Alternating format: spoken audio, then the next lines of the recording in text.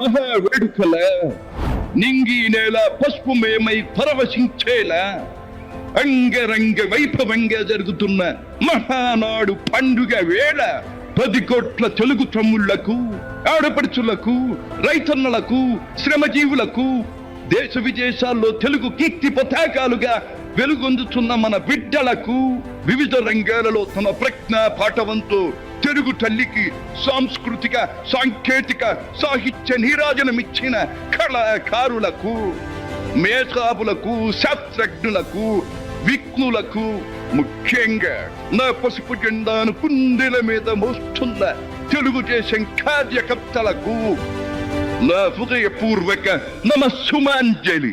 సరిగ్గా 43 ఏళ్లయింది నా తెలుగు వారి కోసం, నా తెలుగు జాతి ఆత్మ గౌరవం నిలపడం కోసం తెలుగుదేశం పార్టీ స్థాపించి. నేను స్థాపించాను అనే కన్నా పుట్టింది అనాలేము. ఎందుకంటే ఆనాడు కార్మికుడి చెమట నుంచి, కర్షకుల రక్తం నుంచి, చాడిత పీడిత ప్రజల బాధ నుంచి పుట్టింది తెలుగుదేశం. కులమత వర్గాలకు అతీతమైన నవ సమాజానికి సరైన నిర్వచనం చెప్పేందుకే తెలుగుదేశం పుట్టింది. పేదకు కనీస అవసరాలైన పూటకు పక్కెడన్నము, తన దాచుకోవడానికి పక్కా ఇల్లు, గౌరవం నిలుపుకోవడానికి ఒంటి మీద వస్త్రం, వీటితో పాటు రైతన్నల సంక్షేమం, ఆడపడుచుల అభ్యుదయం, బలహీన వర్గాలకు పాలనాధికారం, వీటిని అందించడం కోసం మొదలైన తెలుగుదేశం ప్రస్థానం ఆ తరువాత ఎన్నో మలుపులు తిరిగింది. కొత్త జగతికి, అపూర్వ ప్రగతికి పాటను వేసింది.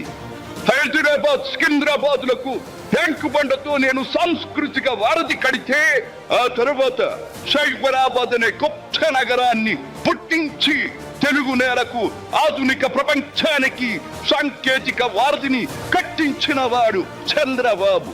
లక్షల రూపాయల జీతం గురించి ఏమారైనా కలగన్నామా? దాన్ని సాధ్యం చేసింది నా తెలుగుదేశం ప్రభుత్వమే అని చెప్పడానికి నాకు గర్వకారణంగా ఉంది. డ్వాక్రా సంఘాలతో నా ఆడపడుచులు సాధించిన ఆర్థిక స్వాతంత్ర్యం చూసి నాకు సంతృప్తిగా ఉంది. గోదావరిని కృష్ణమ్మతో కలిపేది ఎప్పుడో పోలవరం తెలుగు వారికి దేవుడిచ్చిన వరంగా రూపొందే శుభదినం ఎప్పుడో అని ఆనాడు నేను పలవరించాను. పట్టి సీమతో ఒకటి నెరవేరింది. పోలవరం పూర్తితో మరొకటి ఇంకా 2 ఏళ్లలో నెరవేరబోతోంది. రెక్కలు ముక్కలు చేసుకున్న డొక్క సగం నిండని పేద ప్రజానీకారికి ఇంత ఆదరవు కల్పించడానికే ఆనాడు కిలో 2 రూపాయల బియ్యం పథకం పెట్టాను. అటువంటిది P4 కార్యక్రమంతో పేదకు పేదరికం నుండి విముక్తిని కలిగించి బంగారు కుటుంబంగా తీర్చిదిద్దే చంద్రబాబు ప్రణాళిక అహో అద్భుతం, మహాద్భుతం. శాతవాహన సామ్రాజ్యానికి ఒకప్పటి రాజధాని నగరంగా బాసిల్లిన అమరావతి పేరిట నేడు నిర్మాణం జరుపుకుంటున్న ఆంధ్రుల రాజధాని నగరం దేవేంద్రుడు సైతం అసూయ పడేలా, మయూరి సైతం అప్పుల పడేలా రూపుదిద్దుకోవాలని మనసారా దీవిస్తున్నాను. క్రమశిక్షణాపూరితమైన అభ్యుదయ సమాజ నిర్మాణ శక్తిగా యువతను మలచడం కోసం ఆనాడు నేను కలను కన్నాను.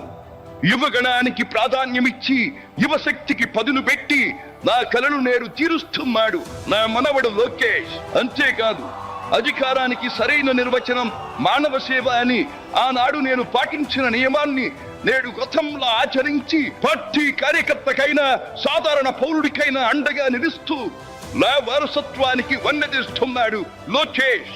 గగన సీమ నుండి ఇది చూసి అయ్యారే ఫలా ఫలా మనవడా ఫలా అని మురిసిపోతోంది నా మనస్సు. ఈ దేశం మనది, దేశ సమైక్యతే మా సిద్ధాంతం, మా రాష్ట్రాభివృద్ధే మా దేశాభివృద్ధే మా లక్ష్యం అంటూ ఆనాడు నిత్యం నినదించేవాడి. ఈనాటి వికసిత భారత్, వికసిత ఆంధ్రప్రదేశ్ గురించి వింటుంటే ఇదే కదా నేను కోరుకున్నది అనిపిస్తోంది.